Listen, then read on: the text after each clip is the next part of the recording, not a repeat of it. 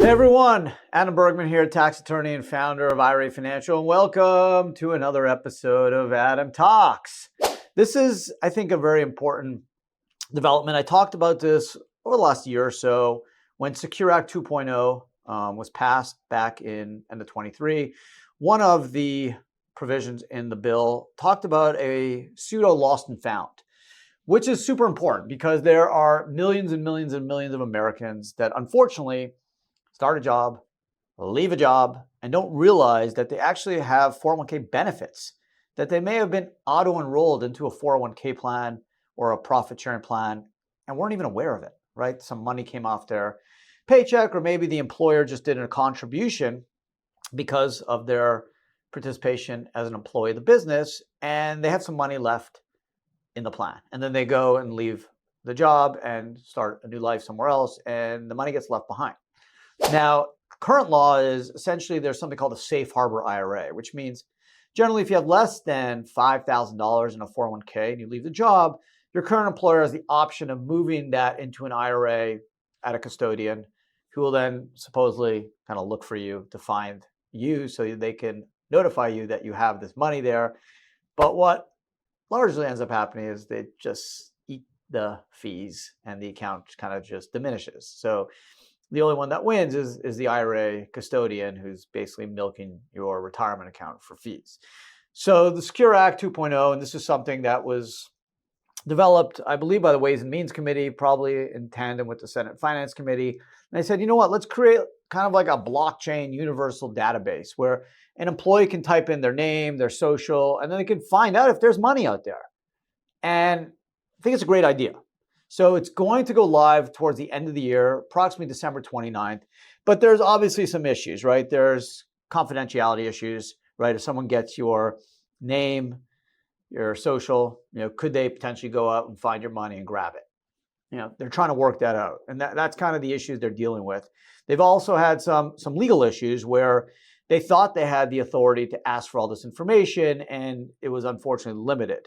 So initially, they wanted to have more control and more freedom to basically require employers to provide them this information.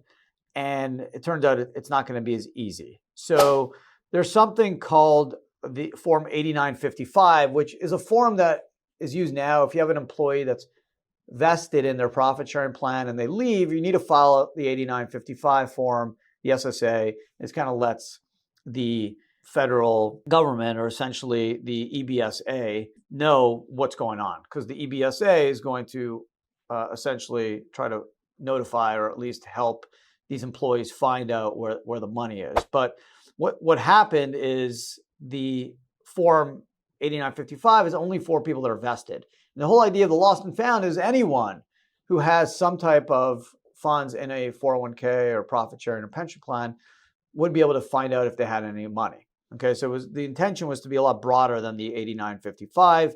So what happened now is the 8955, the EBSA is basically saying, you know what, we'll just request information for people that are 65 and older, which is not really the intention, right? The intention is this lost and found was going to be for anyone, whether you're 25 or 65 or 85 who leaves your job. So it's going to be limited in some fashion. Unfortunately, the regulators, they weren't able, the Department of Labor just wasn't able to get the authority to do this. Maybe if this was stuck in Treasury, they would have had the chance to do it. Nevertheless, it's a good start. It's not going to be perfect.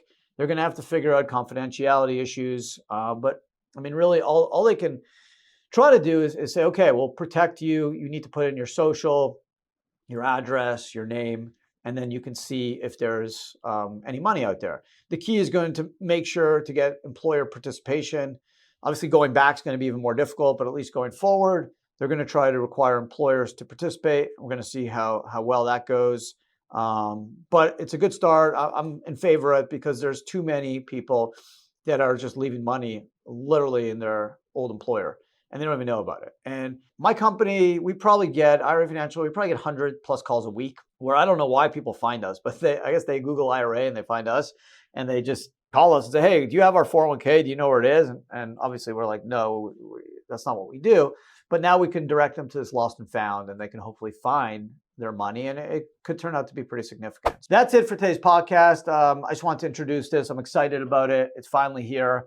Obviously, it's a work in progress. It's not going to be perfect, but it's a start. The DOL, at least, Department of Labor, is trying. They're trying to help Americans. Government gets a bad rap, but in this case, I think the intentions are really good. So appreciate you hanging out today. Hope you enjoyed the podcast. If you're watching on YouTube, really appreciate it. Don't forget to like it. Definitely subscribe to our awesome IRA Financial channel. That's it for today. I hope to see everyone again next week. Ciao.